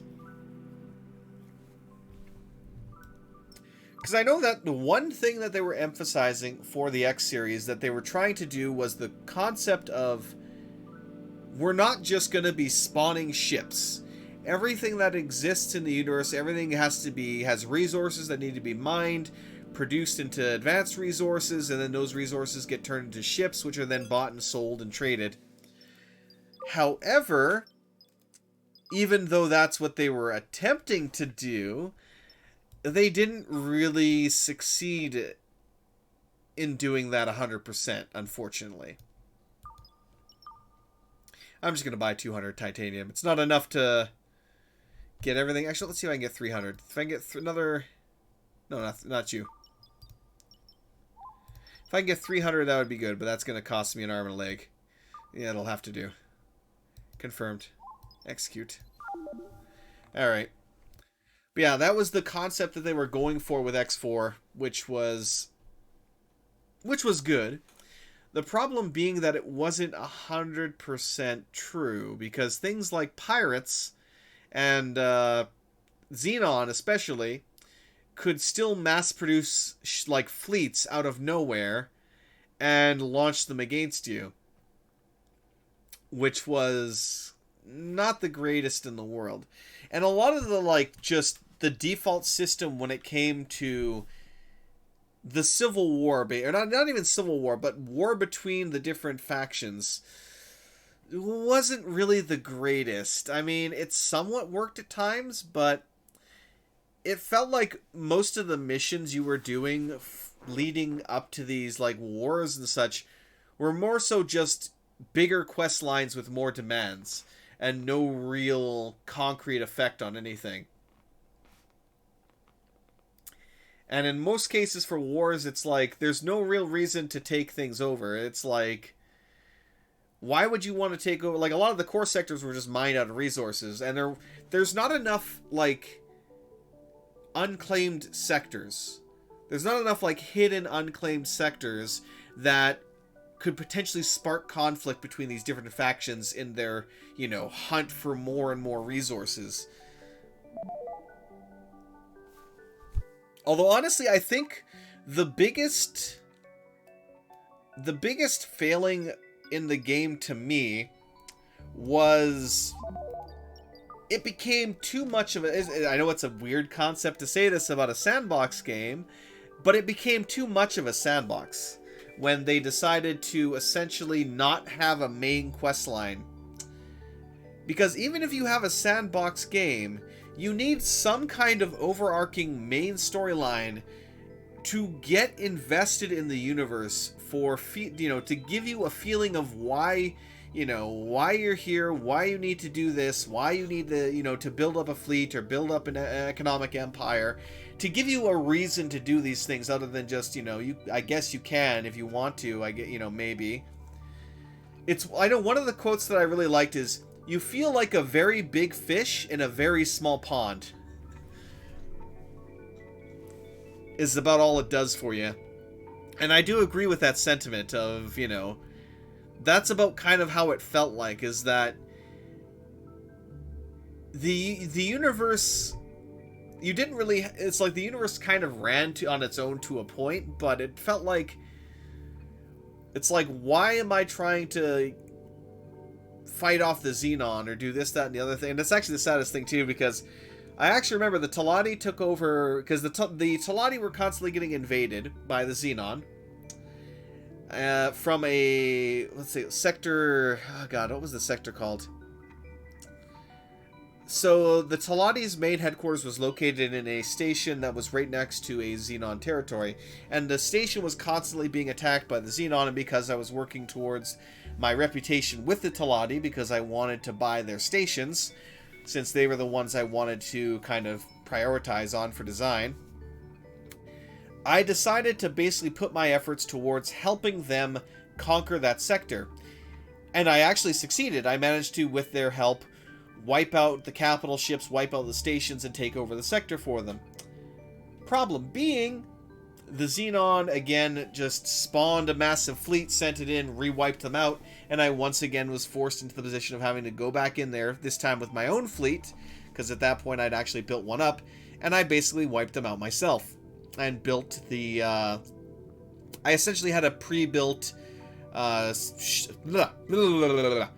pre-built station that I would constantly just pull in and build, and that would allow me to basically create a massive defensive structure so that it was a matter of like, you think you can take this sector back over?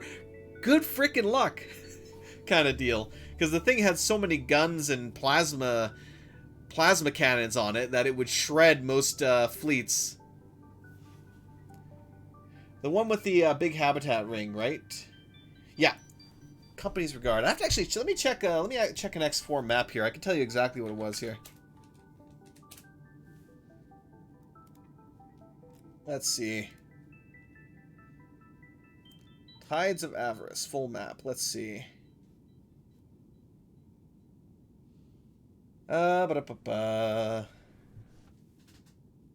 18 billion. No, that's not it. There it is. Ianimus Zura.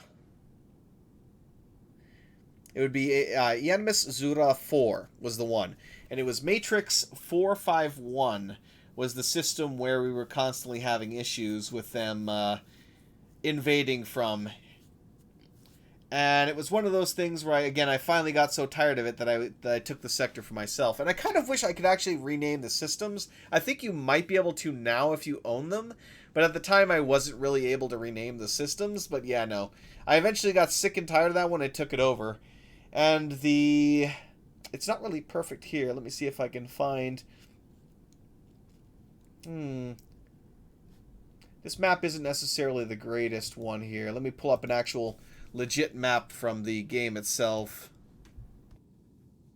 The image you were looking for no longer exists. Here we go. Let me see if I can actually zoom in on this properly here if it'll let me. Where is He Was Twin?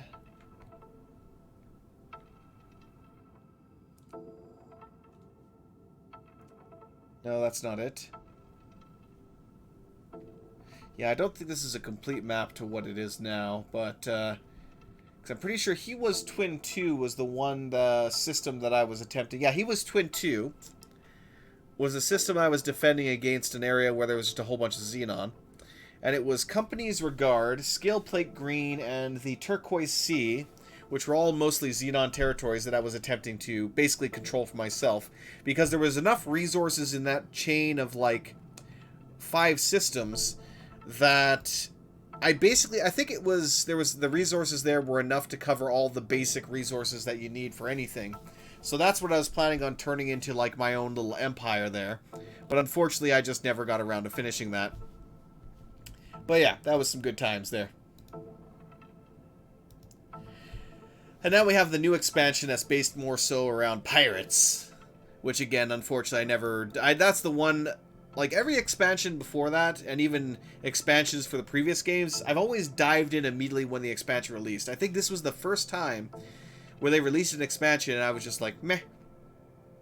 But yeah, honestly, I think the number one fault in that series right now, personally to me, is just the lack of interesting story arcs. Like, each expansion has kind of a story arc, but it's usually very limited and just not necessarily the most interesting thing in the world.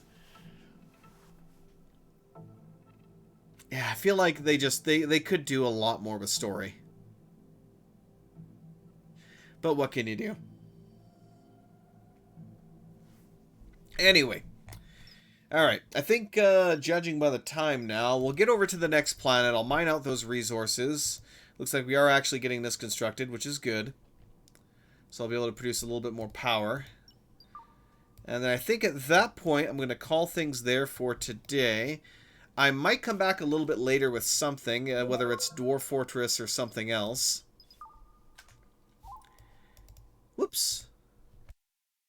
Expeditions, go. Go. Cough, cough, cough. And we'll see how that goes. Worst comes to worst, I will be on tomorrow as per usual, assuming that people don't call in sick and I get dragged into work again. Because I'm sure as hell not going to turn down any overtime right now. Like yesterday, but anywho. Yeah, but regardless, I should at least be back on tomorrow to continue the Dwarf Fortress Shenanigans, where, God, what else do I have left to do on that? Because we're getting very close to the Steam release there next month, and I am mostly trying to get all of my previous basics down that I had used back in the day, and get ready for the release of that, where I'm going to be developing, where I'm going to be spending a lot more time playing that, and really building some more crazy stuff. Because I know that one of the first things that I'm planning on doing with the when that releases is I'm going to be reviving one of my classic builds in that game, which was the inverted pyramid fortress, where I essentially have a I think it was like a 6x6 pillar, which is the main entrance to a multi-tiered pyramid, and then the entire fortress has to be built inside that pyramid. Of course, I'll still have a bunch of temporary structures for them to live in while they that gets constructed. But yeah, let's see here. There's a few systems I have to retest again so I can get exactly... Yeah, that's fine. Oh yeah, I had to connect that first. Fuel. Obviously, we only really have one fuel type. What do we have here for resources? And we're basically already done. Damn, that was quick. Unfortunately, there's no uranium there, so hopefully Glushko will have some uranium, but who knows? Could be none of these systems have uranium. Now we're getting our first quantum barrier built here soon. I think in order to save some money, I might just put the next shield generator right here, so that it covers the stasis room, but also partially covers my reactors, just to make, you know, somewhat make sure that we're not going to run into too many issues, but we'll see. But yes. Ah, fun times. Part of me is like thinking, have I actually... I think I did try to do some Cataclysm somewhat recently, but I just found that it was just... They added a lot of features to that game that were far more in favor of realism to a point, which is funny, and less so in favor of fun. So I'm not sure how much of that I was able to disable, but yeah. I do really need to play some more of that, though, sometime soon again, because that's just a really fun game as well. But again, it's a time sink, and I've got so many time sinks as is. It's like how much of my life am I gonna shove down the old time sink drain? Explosion from meteors will go through the shields. Ugh. Okay, that'll be interesting. Oh, we got another potentially habitable planet. Interesting. Okay, the Alder system in the Jersey-Man galaxy.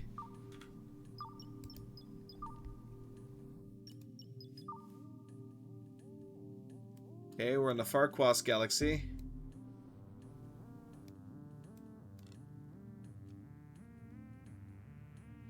So, of course, it's on the other side of the universe. No, I don't want to travel there.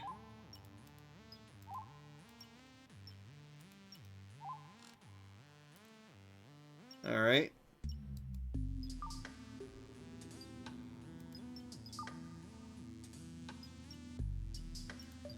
To the system. I think what I'm going to do next is... The black hole generator is tempting.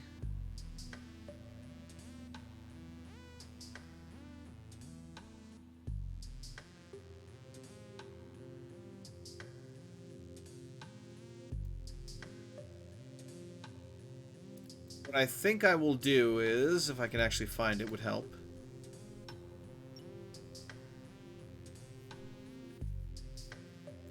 I might rush the FTL drive. As much as it's ridiculously expensive. Like, ridiculously expensive. I could also chance the black hole generator. But who knows where I could end up. What do you guys think for next time here? Should I focus on just going for the FTL drive and, you know, putting across the galaxy? Or should I go for the black hole generator first? Or the Void Ripper? And use that to teleport over to a different galaxy and hope that it happens to be closer to my destination.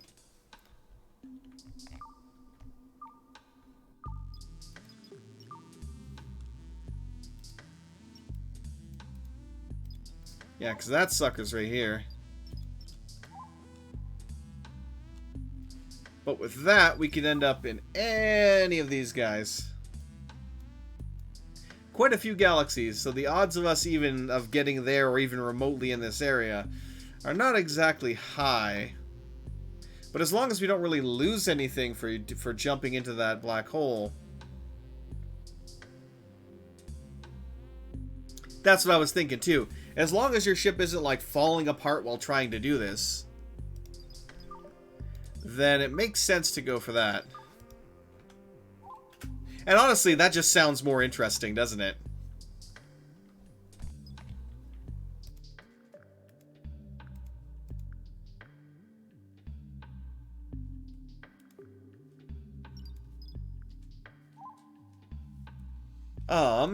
Let's get some... We should probably get some more battery banks as well. We did get a new shuttle. Although I'm going to hold off on that.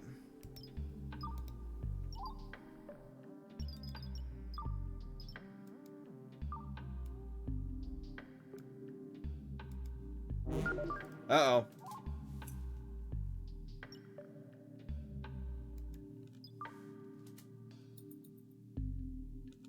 We got an asteroid coming. Where the hell's my... Giant?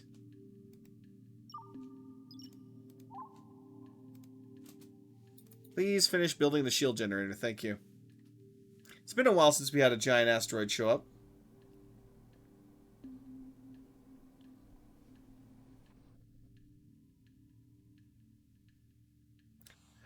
Part of me wonders if I can dodge it simply by turning on my engines.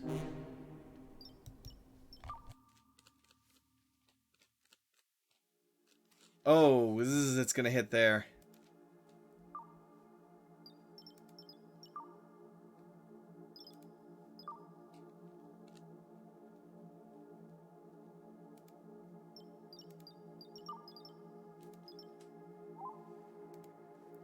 Let's see here.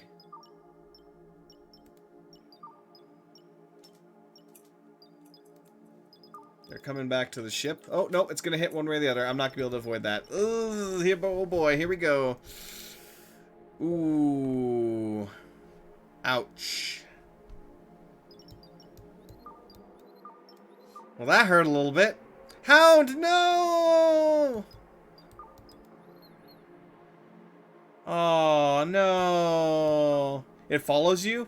Weird considering the mini thrusters say they avoid asteroids. I know, right? But I'm sure that's something he will eventually iron out because, you know... Yeah. Yeah, I imagine that's something that will eventually... function as we expect it to, I'll say. Well, that was a bit of a loss, but it wasn't a catastrophic loss. I can rebuild that relatively easily. But regardless...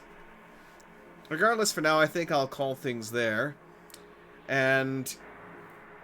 let's see, it's 1 o'clock. Not sure if I'll have enough time to do anything else tonight. But either way, I'll be back tomorrow at roughly the same time. And we'll probably get some more Dwarf Fortress done where we will hopefully kill a couple more Forgotten Beasts and harvest their delicious Forgotten Beast flesh and turn them into something. At least assuming that we actually get more proper materials this time instead of just 500 pieces of Forgotten Beast meat. Or in this case, it was giant spider meat. We also should be nearing our first actual goblin invasion there, which I'm looking forward to fighting off. So we'll see how that lovely stuff goes. So yes, let's go ahead and save this for now. If I can actually... There we go. Main menu. So yes, thank you very much everybody for watching. Thank you for everyone for following and all that jazz. Have yourselves a fantastic day, and I will catch you all tomorrow. Till then, have a great one. Go ahead. And thank you, Omega, for the follow, you fantastic fellow. And the conversation. Till next time, have a great one, everybody.